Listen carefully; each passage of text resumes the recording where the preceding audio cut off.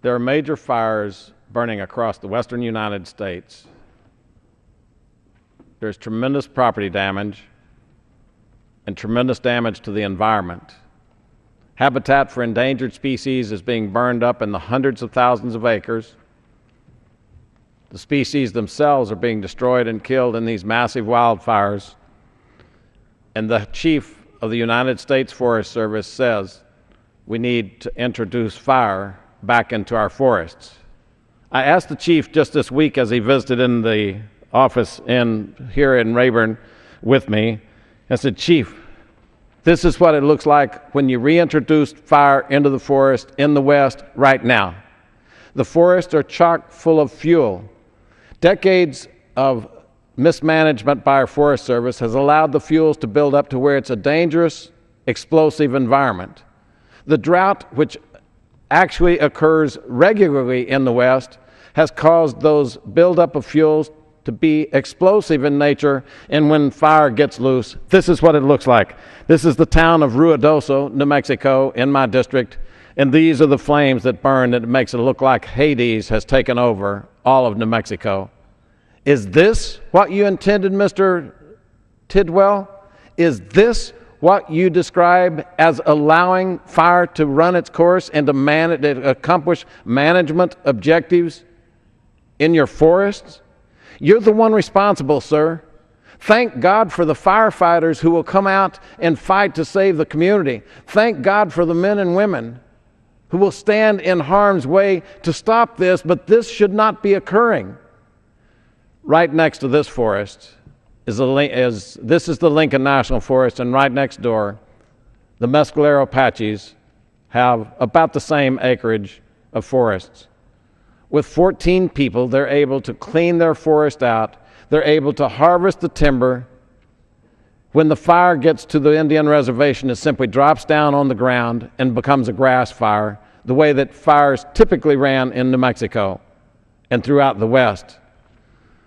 History shows us that in our forest, we generally had somewhere between 50 and 100 trees per acre in the arid West on our forest lands.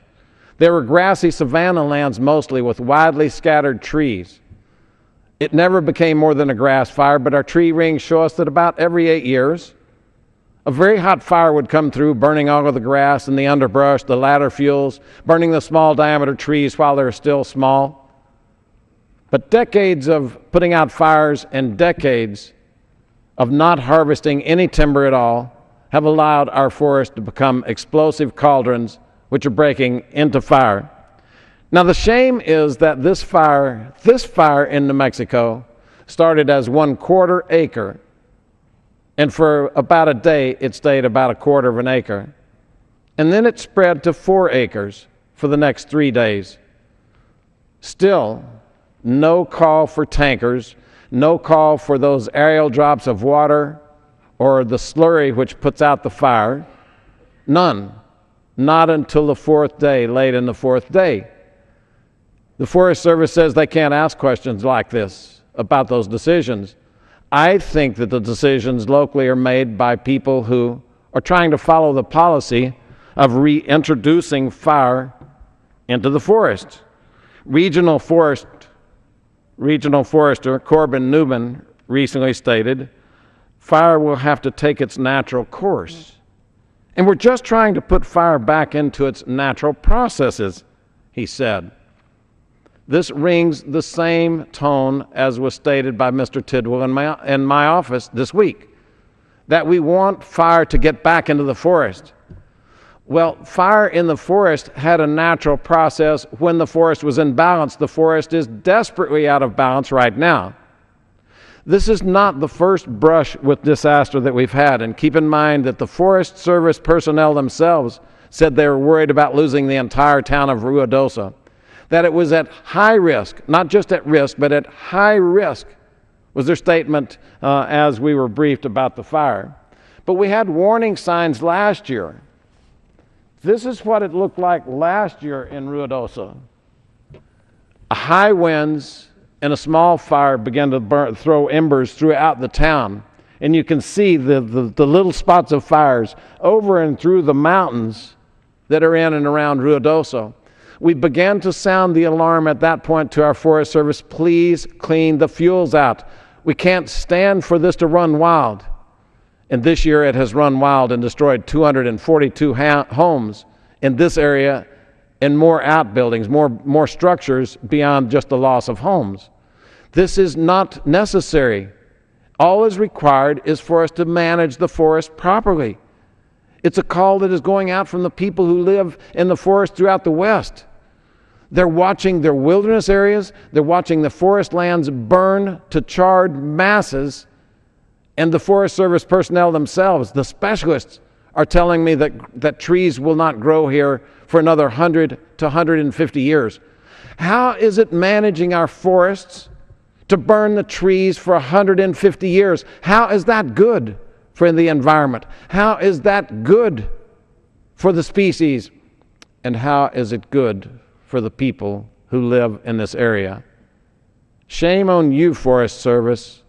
Shame on you for dictating policies to local managers who know better.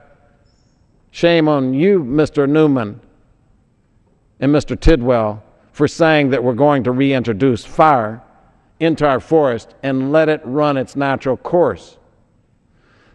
The forest in and around Lincoln County, some has been cleared and harvested.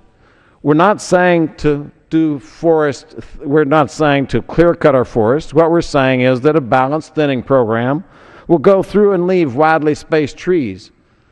This is similar to how it looks on the Mescalero Reservation, and also it's similar to how it looks at Fort Apache in Arizona. Last year, the Wallow Fire burned 500,000 acres in the Wallow area, the Wallow Fire in Arizona and New Mexico. But when it got to Fort Apache, it simply fell down on the ground and stopped right there because they had thinned their forest. This is what a forest should look like in the West. There's not enough rain and not enough nutrients to support 2,500 trees per acre. This is the way forest looked in the West when fire had its way, when fire ran its course. Instead, our forests today are densely packed, 2,500 trees per acre, and this is the outcome when you see that. That's what the U.S. Forest Service looks like in most places.